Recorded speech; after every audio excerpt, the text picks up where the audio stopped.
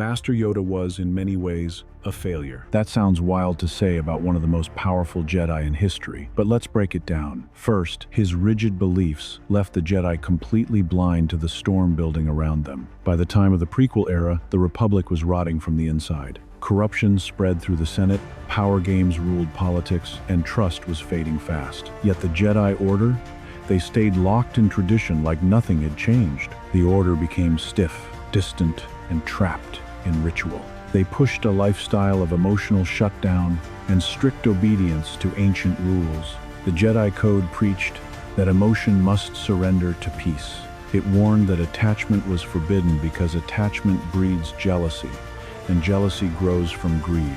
Fear, anger, hatred, every raw feeling had to be cut out of a Jedi's heart. But here's the problem. The galaxy evolved, and the Jedi didn't. Even as the Republic crumbled, Yoda stood firm in his belief that the Jedi must serve it without hesitation. He fully represented the Council's faith in old codes, often brushing aside warning signs and new perspectives. He wasn't blind, he knew the Republic wasn't flawless. He understood the Order had weaknesses. Yet knowing something is flawed and fixing it are two different things. Despite recognizing cracks in the system, Yoda doubled down on tradition. The rules became sacred. Any Jedi who questioned them wasn't seen as thoughtful, they were seen as disloyal. In the end, loyalty to the code mattered more than adapting to reality. And that stubborn mindset left the Order exposed when it mattered most. That same rigid mindset didn't just sit quietly in the background. It came back with serious consequences. The first major warning hit in 42 BBY, when Count Dooku, one of Yoda's own former Padawans, walked away from the Jedi Order. And he didn't leave quietly. He left frustrated, calling out corruption in the Galactic Senate and accusing the Jedi of standing by while the Republic rotted from the inside. At first, his exit looked like political protest. He was fed up. He saw decay spreading and felt the Order was too comfortable, too passive. But after Qui-Gon Jinn died at the Battle of Naboo in 32 BBY, something inside Dooku shifted. His frustration turned darker, his doubts hardened, and eventually he embraced the dark side. When one of your most gifted students walks away pointing at your leadership and saying it's broken, that's not random. That's a warning sign flashing red. But Yoda and the Council didn't treat it that way. They labeled Dooku's departure as his personal failure, not a symptom of a deeper sickness spreading through the Order. Instead of examining the cracks in the Jedi Foundation, Yoda stayed locked into tradition. The structure didn't bend, the rules didn't change. And that pattern, ignore criticism, protect tradition, defined his leadership. Even worse, Yoda never saw the full collapse coming. Dooku secretly became Darth Tyrannus, pulling strings behind the Separatist crisis. Meanwhile, the Grand Master himself had no clue his former student had fallen so far.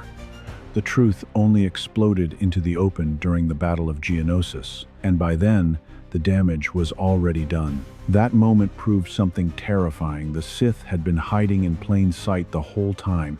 This wasn't just a simple mistake in judgment, it exposed deep flaws in the very system Yoda led. When the Clone Wars exploded across the galaxy, the Jedi didn't stay peacekeepers. They became generals. They commanded clone armies bred only for combat. They stepped onto battlefields crafted by their enemies, believing they were defending peace while unknowingly marching to a Sith-designed rhythm. Yoda acted with honorable intentions, no doubt, but his loyalty to tradition blinded him to how twisted the game had become. The Sith didn't just fight the Jedi, they used the Jedi's own code against them. The Order believed they were upholding balance, yet they were being maneuvered like pieces on a board. Then there was the issue of knowledge. And this is where things get even deeper. The Jedi archives kept growing, filled with centuries of history, artifacts, and ancient teachings. But access? That was locked tight. Dark side texts, Sith holocrons, forbidden relics, these required high-level clearance and council approval. Canon confirms certain materials were restricted to Jedi Masters only. There's no clear proof that Yoda personally erased Sith holocrons from the records, but he absolutely supported strict limits on studying them. He believed some knowledge was simply too dangerous for minds he saw as unprepared. His caution may have come from wisdom, but it also crushed curiosity. By shielding his students from uncomfortable truths, Yoda unintentionally left them unready. They stepped into a galaxy filled with deception, power plays, and hidden enemies armed with discipline but lacking full awareness. And in a war built on secrets, being half-informed was a deadly weakness. While their enemies were secretly studying and planning without limits, even the Jedi Masters inside the council chambers didn't have the full picture. The Order understood the Sith only through old doctrine and ancient stories. They treated the dark side like an eternal shadow, something you resist with discipline and patience. Yoda believed control and inner peace were enough. He never fully embraced the idea that truly understanding darkness might be the only way to defend against it. Then came the visions. And this is where it gets serious. During the early Clone Wars, while meditating on Kashyyyk, Yoda felt something disturbing through the Force. He saw flashes unclear, fragmented, a clone trooper's emotions shifting, confusion turning into cold obedience, an overwhelming urge to follow an unknown command. It wasn't a clear prophecy. It was more like a warning wrapped in fog. But instead of sounding the alarm, Yoda doubted the vision's clarity. His caution about relying too heavily on prophecy made him hesitate. He took no immediate action. He didn't launch an investigation into the clones. He didn't press deeper into why the Force showed him that specific future. The warning was set aside, and that silence mattered. The Jedi kept marching into battle beside the very soldiers who would one day turn on them. The tension was there, the signs were there, but tradition, discipline, and trust in the system outweighed suspicion. Everything escalated when Fives uncovered physical evidence of a hidden conspiracy inside the clones themselves. That discovery could have stopped the coming disaster. The warnings were stacking up, and soon even the Council would learn that Count Dooku had once been involved in the army's creation. The pieces were connecting, but time was running out. Then the truth hit like a shockwave. Count Dooku had secretly commissioned the clone army. That should have set off every alarm in the temple. The Sith helped create your military. The enemy designed the soldiers you now command. Every survival instinct should have screamed, "Danger!" But instead of shutting it down, Yoda vouched for the clones. At his urging, the Council publicly defended the army's loyalty and kept Dooku's involvement quiet. Yoda feared chaos. He believed the Republic would spiral into panic if the truth came out. So he chose silence. He chose stability. He chose political calm over exposing a threat growing right under their feet.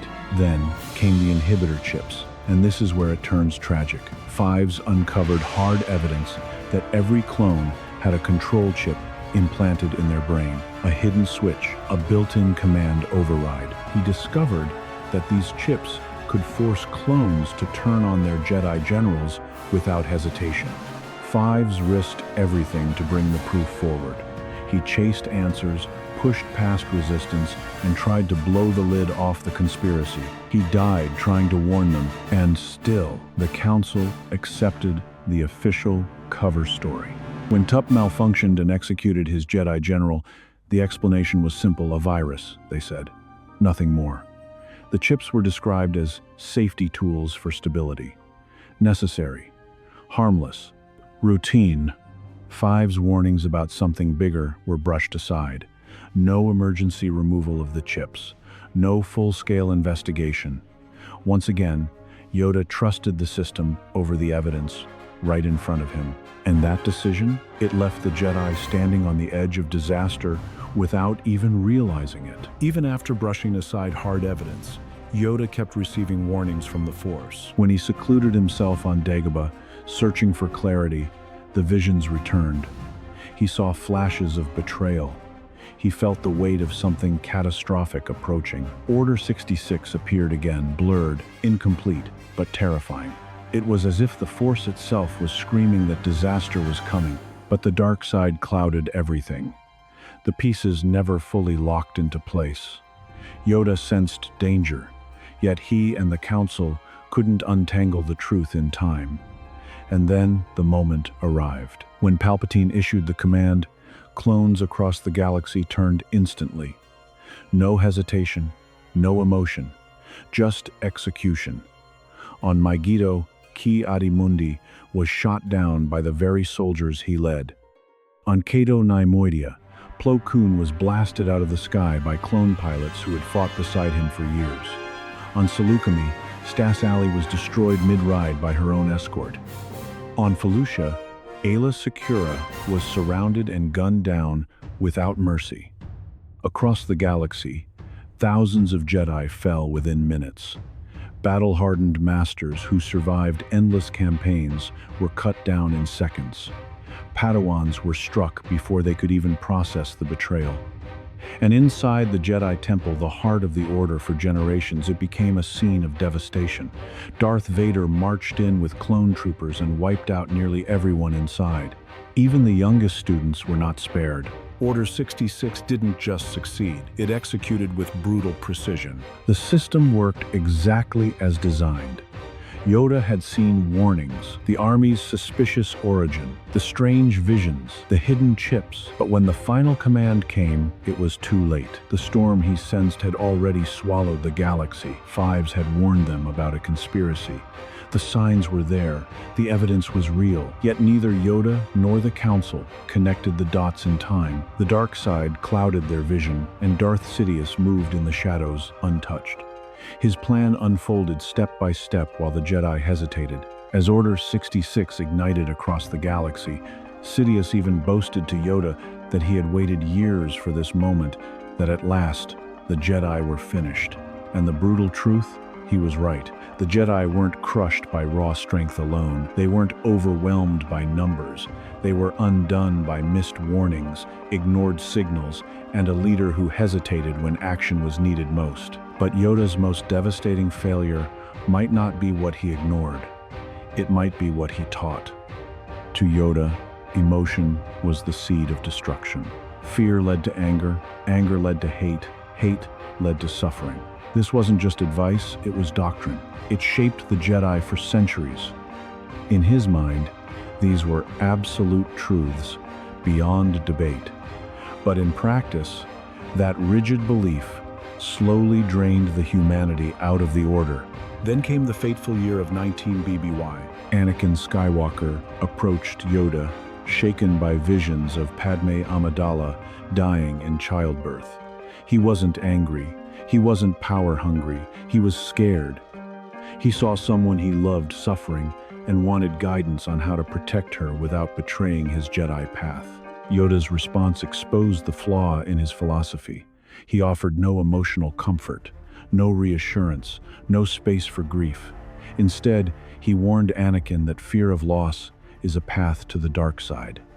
He told him to train himself to let go of everything he feared to lose. Think about that. A young man drowning in panic. And the advice he gets is to detach completely. It was the emotional equivalent of shutting the door on someone in their darkest hour. Anakin wasn't asking how to erase love. He was asking how to save it. And in that fragile moment, the distance between teacher and student became a gap that would change the galaxy forever. He was begging for help to protect someone he loved, and Yoda told him to accept her death before it even happened. That response wasn't just cold, it was devastating. Instead of guiding him through fear, Yoda demanded emotional detachment. Instead of offering support, he offered surrender. And that moment pushed Anakin Skywalker closer to the edge than anyone realized. Yoda's rigid stance left Anakin isolated inside the very order that raised him. No comfort, no validation, no acknowledgement that his fear might be understandable. He felt alone, unheard, shut out. And when someone feels cornered, they look for another door. That door was Palpatine. The Sith Lord saw Anakin's desperation and played it perfectly. He didn't dismiss the fear, he leaned into it. He offered hope through dark side power. He promised a way to stop death itself. He gave Anakin something Yoda never did, the illusion of control without losing love. So when the moment came light or dark, Anakin remembered who listened and who didn't. He chose Palpatine's promises. The consequences hit instantly. Anakin knelt and became Darth Vader. He led the assault on the Jedi Temple, cutting down warriors he once fought beside. He struck down young students who trusted him to protect them. On Mustafar, he eliminated the Separatist leadership, sealing Palpatine's rise to total control. When Obi-Wan Kenobi confronted him, the transformation was complete. Anakin was consumed. He turned on his former master without hesitation, and in the end, Padme Amidala still died the very tragedy he tried to prevent. That's the cruel twist. The path he chose to save her ensured her loss. Vader then spent 2 decades as Palpatine's enforcer, hunting surviving Jedi and crushing rebellion after rebellion. A desperate plea for help had spiraled into a reign of fear that reshaped the galaxy. Every atrocity Darth Vader committed, every Jedi he hunted, every innocent life crushed under his rule, can be traced back to that one moment when Yoda told Anakin Skywalker to simply let go. The Jedi Code insisted attachment leads to darkness. And yes, Anakin fell. But was it love that corrupted him, or the Order's refusal to accept love as natural? The doctrine created a brutal trap: feel nothing or fall. No middle ground, no balance, no space to admit that love, loyalty, and connection could actually be strength. Anakin wasn't destroyed by caring too much. He was destroyed by feeling like caring made him weak and forbidden. And after all that tragedy, Yoda still didn't change. 2 decades later, Luke Skywalker arrived on Dagobah, carrying that same emotional fire as his father. Yoda quickly labeled him impatient, reckless, too much like Anakin. Instead of adapting, he tried to force decades of discipline into weeks of training. And he kept secrets, most importantly, that Vader was Luke's father. Then it happened again. Luke saw visions of his friends in danger. He wanted to act, he wanted to help. And once more, Yoda's answer was the same cold rule: abandon them, finish your training, detach. History was repeating itself right in front of him. But Luke made a different choice. He left Dagobah against Yoda's wishes. He chose loyalty. He chose connection. And when he faced Vader on the second Death Star, he defied everything he'd been taught. Instead of striking his father down, he threw away his lightsaber. That moment shattered the old doctrine.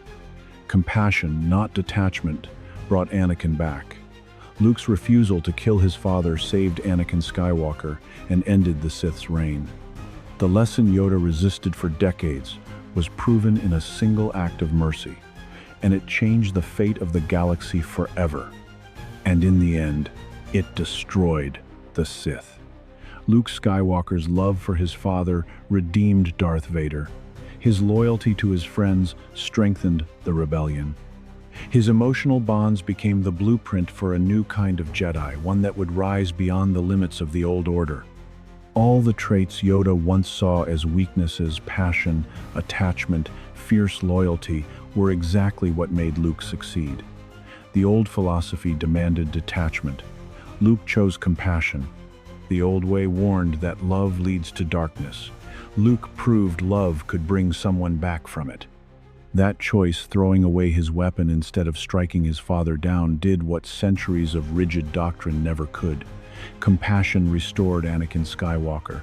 Love destroyed Palpatine. What Yoda feared most became the light that saved the galaxy. Yoda spent 900 years refining a philosophy built on emotional control. He trained disciplined warriors, skilled and powerful. But too many crumbled when their emotions overwhelmed them. Too many felt forced to hide their struggles instead of confront them. His system produced strength, but it also produced silence, repression, and cracks that enemies exploited. The Republic collapsed. The Empire rose, and Yoda lived in exile on Dagobah, carrying the weight of a galaxy that slipped through his fingers. The final proof came when Luke rejected the old rules and still won. Compassion triumphed. attachment redeemed. Balance was restored. If this breakdown changed how you see Yoda's legacy, make sure to like, subscribe, and share this video.